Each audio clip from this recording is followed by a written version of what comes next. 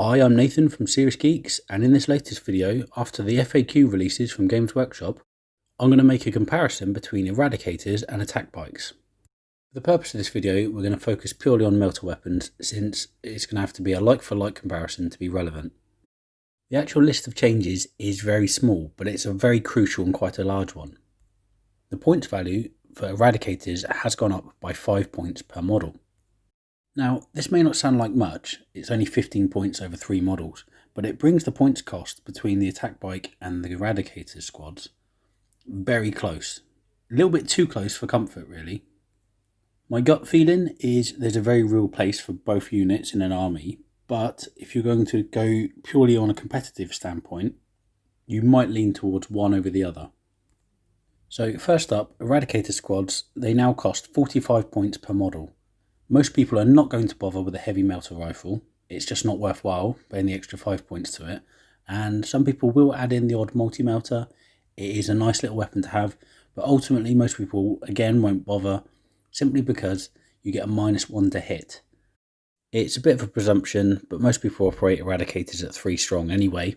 They do this because it's going to be a unit that is targeted in a counter-attack anyway. Once it comes on from usually outflank, it's going to nuke its target and then probably be eliminated by the opponent in retaliation. It also means, since they're so slow moving, you're not putting loads of points into a unit that is completely out of position and fairly useless for most of the game. Ultimately, if people want more than one unit of Eradicators, they can do so, and they can cover more of the board. So instead of having one squad of 6, you can have one squad of 3, and that takes advantage of their special rules where they can fire twice if they fire at the same target. So ultimately, you're going to see most competitive builds having 3 strong members in their Eradicator squads. That's not to say there aren't times when people will take 5 strong, and there won't be times where you see that in a competitive build. People might take 3 units of 5. That is a very niche kind of army list, and it's a lot of points, but you will destroy 3 armoured vehicles a turn until they're eliminated, which you could say until they're eradicated. The comparison, therefore, is probably going to be 45 points per model versus the attack bike, which is going to be 55 points a model with a Multi-Melta.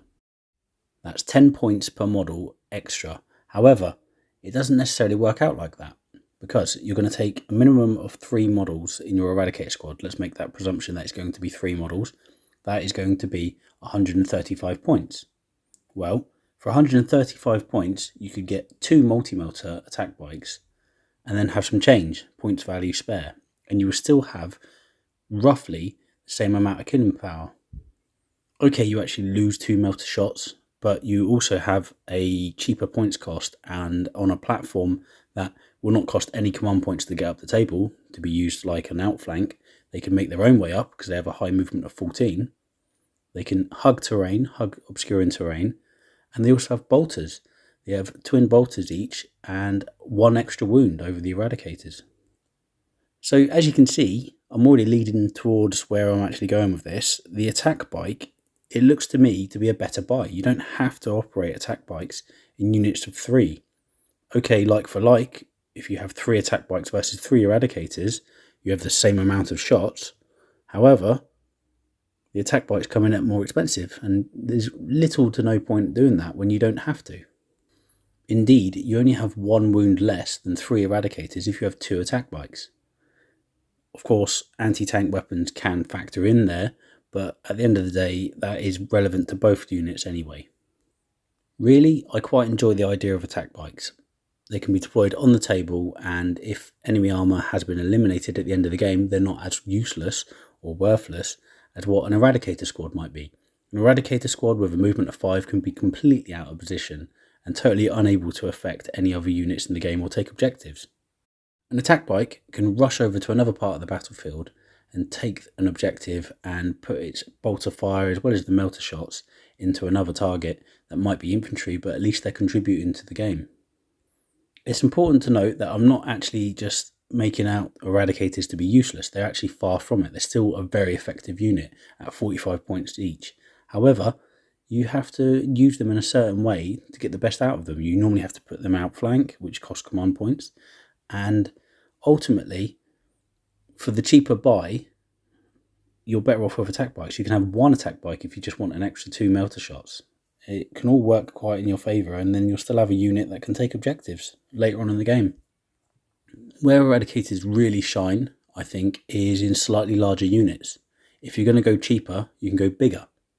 So I think the minimum units of 3 Eradicators, the days of that being an effective choice, are pretty much gone. I mean, they're a heavy support choice, which is very difficult in Space Marine Army to choose between. You've got Devastator squads, for example, that are very effective now.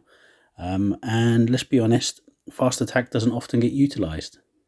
So again, if you're going to just take 3 Eradicators, you may as well take 2 attack bikes, save the points and put points into something else. So to get the most out of your Eradicators, you want to go 4 or 5 strong. You want to take a substantial unit. I wouldn't recommend taking any more than that, because then you're putting in a lot of points into several squads of Eradicators that they're very niche, and you have to have a very effective build around that supports them. But for an all-comers list, one unit of 4 to 5 Eradicators means that you've got quite a healthy presence of models that can destroy vehicles, still have a bit of clout on the tabletop because you're starting to accrue a lot more wound than those attack bikes could be, and they got the benefit of certain Gravis armor stratagems that does help the unit. So in summary, my verdict is the age-old Eradicators versus attack bike debate.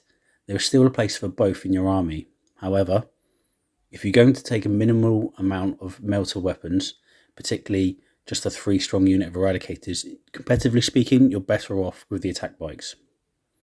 Ultimately though, if a player comes up on their table and they plonk down some Eradicators, they're still going to be an effective unit on the table. They might not be as competitive in certain circumstances as the attack bikes, but you're still going to get a good use out of them.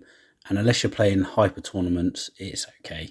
It doesn't matter too much. I mean, players usually have a little bit of leeway between what's super competitive and what's just mediocre competitive. And at the end of the day, those little finite amounts don't always deal a massive amount of difference to each game, especially as dice rolls can vary between each player and game. Anyway, those are my thoughts between Eradicators and attack bikes, and how the FAQ points changes has affected the situation between them both. Let me know in the comments below if you agree or disagree. Always looking forward to hearing what people have to say. Please like and subscribe to help support the channel, and I'll speak to you all soon. Peace out.